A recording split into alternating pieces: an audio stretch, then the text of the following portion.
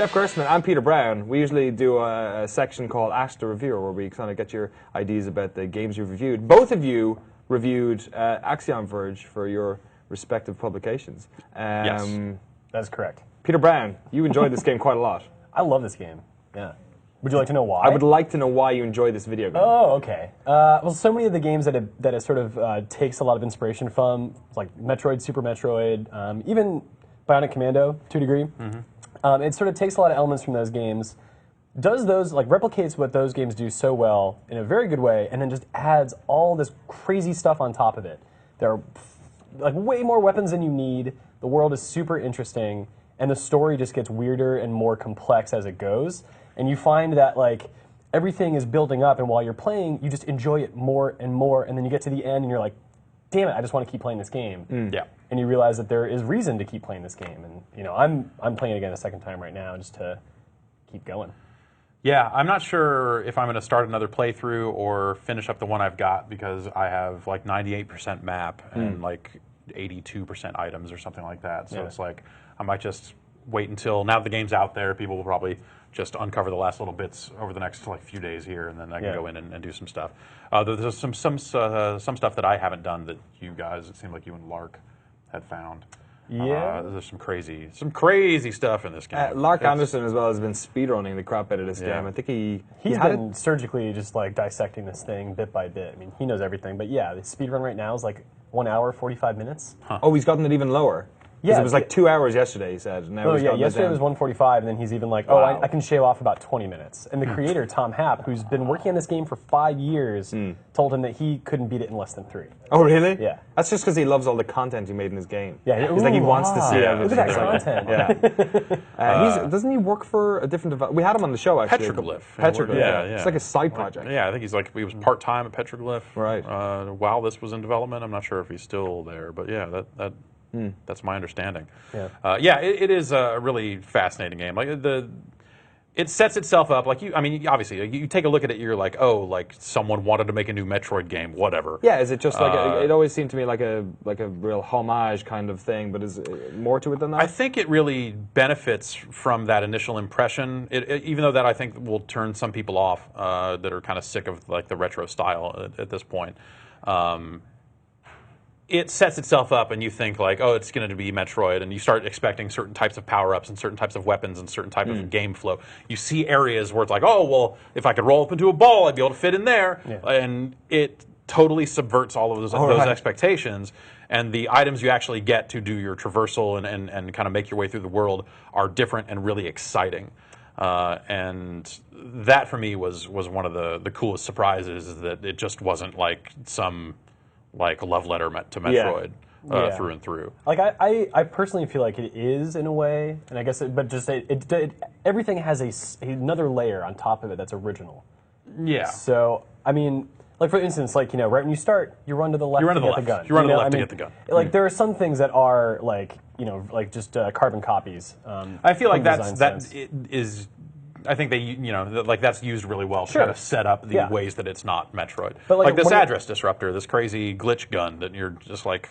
Yeah, like this is the most interesting tool in the game, in my opinion. This lets you transform every enemy in the game, and every enemy responds to it differently. For example, like this enemy turns into a little platform that you can ride. Another one, an enemy turns into like this like cement chomping little thing, and it like starts eating away through the environment in ways that you couldn't. So you're really incentivized to use this thing on every enemy, and it also works on the environment as well. There's a lot of stuff that you can transform with that gun. Yeah, it just quickly becomes the sort of thing that you just want to use everywhere. Like, every time you get to an area where you're like, I don't know what to do next, like there are tools that you can use to try to uncover secrets in every little nook and cranny, and I found that just really rewarding.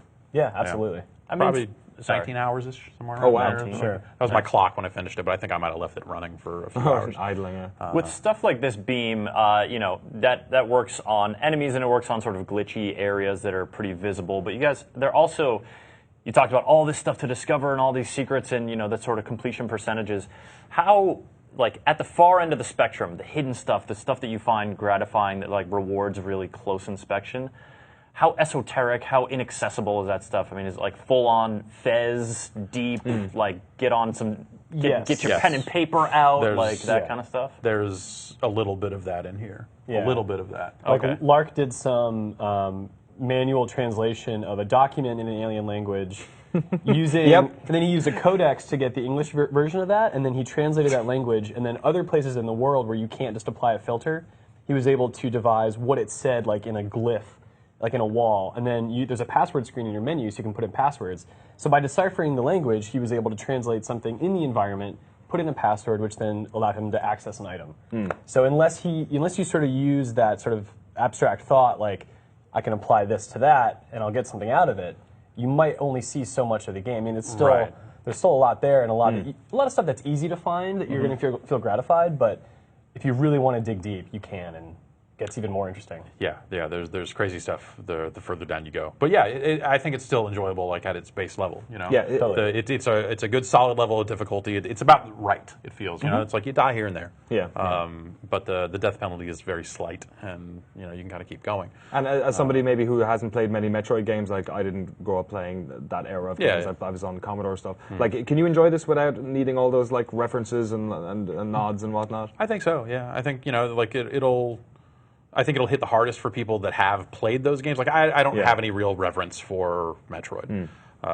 They're fine. They're fine games, but I'm not like crazy.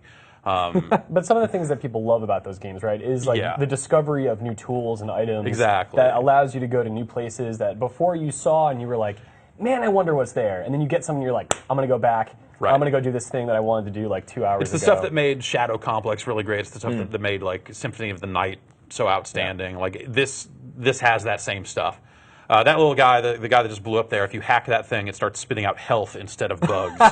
It's, you know, there's just a lot of really cool little things in here. Excellent.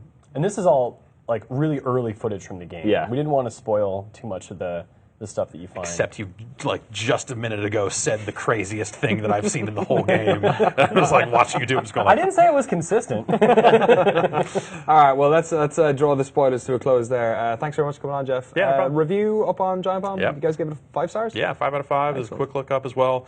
It starts with the beginning of the game, and then at some point I kind of give the warning and go, all right, we're going to load up a save that's cleared it to show like all the traversal stuff that's in there and all the different tools. So if people are kind of on the fence and just want to get spoiled, that you can see that stuff if you wanna. Perfect. And your review went up this morning as well? Or no, it went live on Monday. Okay, cool. Yeah, give it an 8 out of 10. I love the game. There are a couple areas I felt like were lacking in attention. The writing a little bit for the main character. He has very unrealistic reactions to his predicament. And yeah, you know, I mean, I think it's his hair that kind of rubbed me the wrong way. Yeah, it's a little stuffed, and not a fan. but anyway, yeah, no, I love the game. I mean, don't worry about the score. It's a game you have to play. Excellent. It's available on PC, PlayStation 4, 3, and Just Vita? PS4. Oh, is it right now? And then it'll come to Vita relatively quickly. He's working on it right now. I think the PC version's coming out before Vita. Excellent. All right, Yeah. so in the coming That's months it. and weeks. Brilliant. Thanks very much for coming on, dude.